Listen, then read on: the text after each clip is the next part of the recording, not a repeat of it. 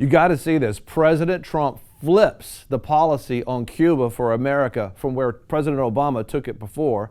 And freedom, it looks like it's in the horizon for Cuba. Also, there was somebody 50 years ago that was forced to play music for Castro as he headed that communist nation at the time. And now he's a grown man. And guess what he played? You're going to find out. It's going to bless your heart. Right now, take a look. Cuba. It was wild what the previous administration was doing with Cuba. It did make sense, their goals and what they were doing, but it wasn't right in what was happening. And the Cuban people, they're not teaching history anymore. We'll talk more about it in a future program, but they don't teach history majors who are going to teach history for others. Stop hearing history in our education system at eighth grade. That's amazing. And they're going to go teach history. Amazing. And they learned more in 2 weeks with David Barton than they did with wall builders, than they did years of all the years, quote-unquote education. They were going back for their not their 4-year, but their masters. Yeah, they're going back for their masters in history. In 2 weeks, they learned more. And the thing about it is, the Castro, Cuba was free. Cuba's 90 miles off the Florida coast of America. It's real close. At one time, we had nuclear threat coming from them. They're called the Bay of Pigs. Those pigs are submarines underwater. That's what they called them, the Bay of Pigs. Russian submarines that were possibly during John Kennedy's administration shoot them at us. And that's a whole story in itself. But Cuba was free. That's where a lot of Americans went and vacation and different things, and they came back and forth. But all of a sudden, he came from Mexico, I believe, right? Castro did. Came into the small island of Cuba and began to just totally take over the people. Put communism clamps down and began to line like 91 of their leaders and just shot them all. Just abused the people. It's been terrible for 60 years now. It's a lockdown. But President Trump just undid with one swipe of a pen everything the previous administration done, and the Cuban people in America are celebrating him. But something so awesome happened here. During that time, one of the people that Castro killed, when he took over Cuba, was a police chief. And after he was in leadership for a while, the police chief's son was excellent at playing the violin. They went to his school and they demanded him to come in to be able to play the violin for him. It's like, you killed my father, you think. And so he refused to go. And they came blazing in, John, with guns. Wow. And demanded him to play. After they had just killed his father. Well, recently, he was 12 at this time. But I'm not going to break. I'm just going to tell you, you got to see this. Watch what your president or President Donald Trump, wherever you're watching this, has honored the Cuban people in our country, the Cuban people from Cuba, and this young man who was forced at gunpoint, reportedly, to play his violin. Look what happened then and find out what happened now. Check it out. America believes that free, independent, and sovereign nations are the best vehicle for human happiness, for health, for education, for safety, for everything. We all accept that all nations have the right to chart their own paths, and I'm certainly a very big believer in that.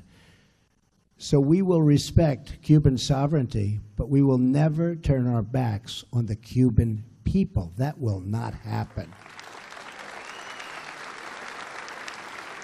Over the years, a special sympathy has grown between this land of the free and the beautiful people of that island so close to our shores and so deeply woven into the history of our region.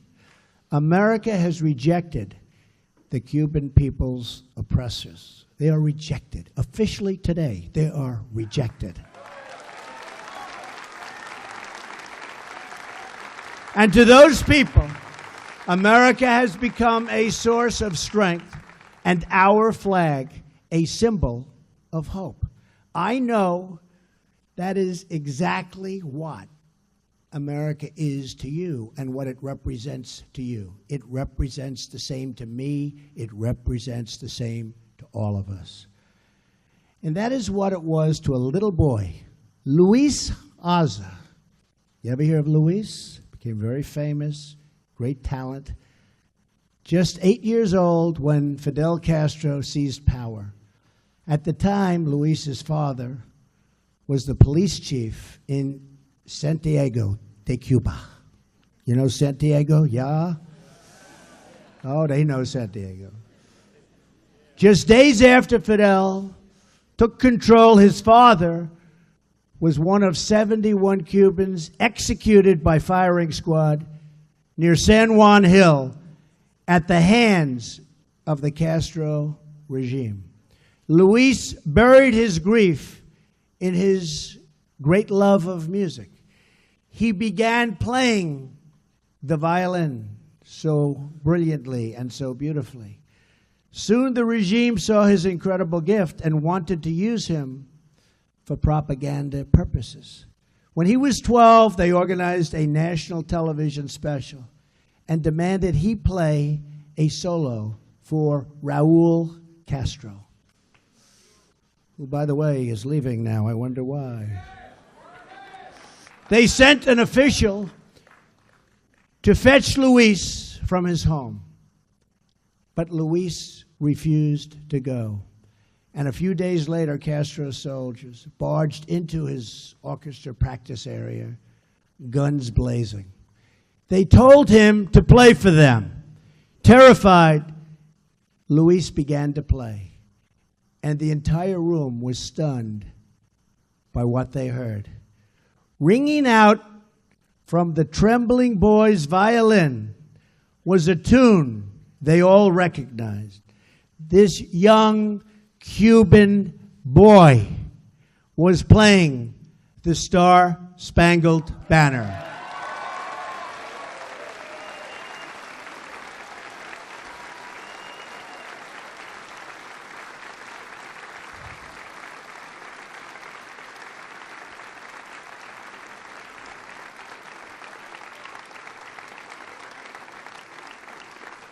Luis played the American national anthem all the way through. And when he finished, the room was dead silent. When we say that America stands as a symbol to the world, a symbol of freedom, and a symbol of hope, that is what Luis meant, and that is what Luis displayed that day. It was a big day. It was a great day. And that is what we will all remain. That was a very important moment, just like this is now for Cuba, a very important moment. America will always stand for liberty, and America will always pray and cheer for the freedom of the Cuban people. Now, that little boy whose story I just told you, the one who played that violin so beautifully so many years ago, is here with us today in our very, very packed and extremely warm auditorium. Of course, he is no longer a little boy, but a world-renowned violinist and conductor, one of the greats. And today he will once again play his violin and fill the hearts of all who love and cherish Cuba, the United States, and freedom. I would like now to invite Luis to the stage. Luis.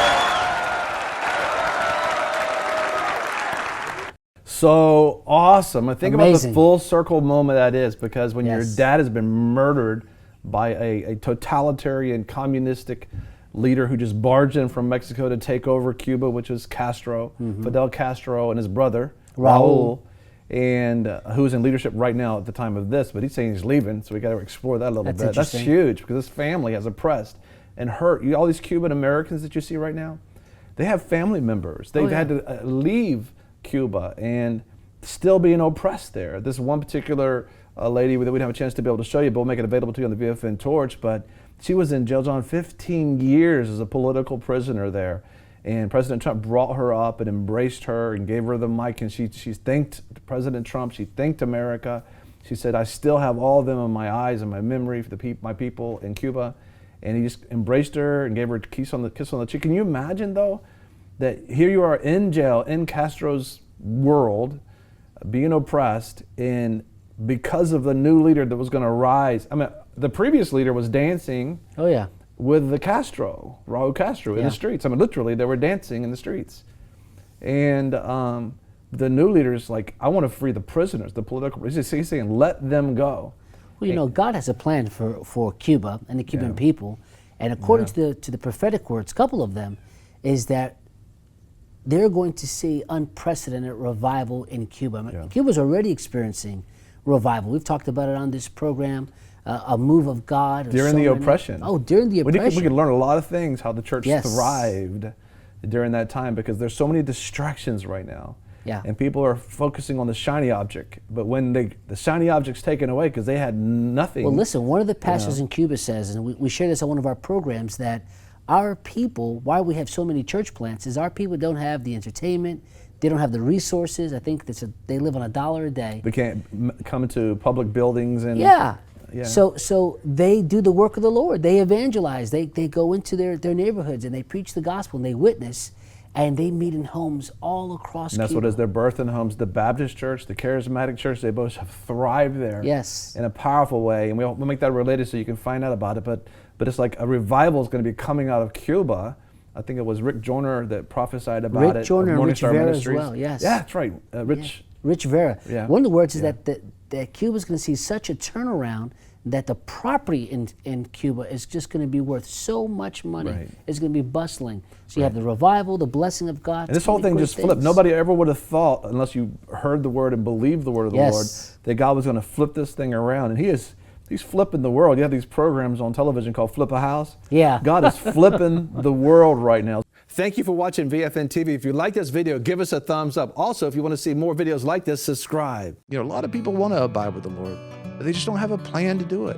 You can request that plan today at iabide.org. Don't forget you can join us 24 hours a day, 7 days a week.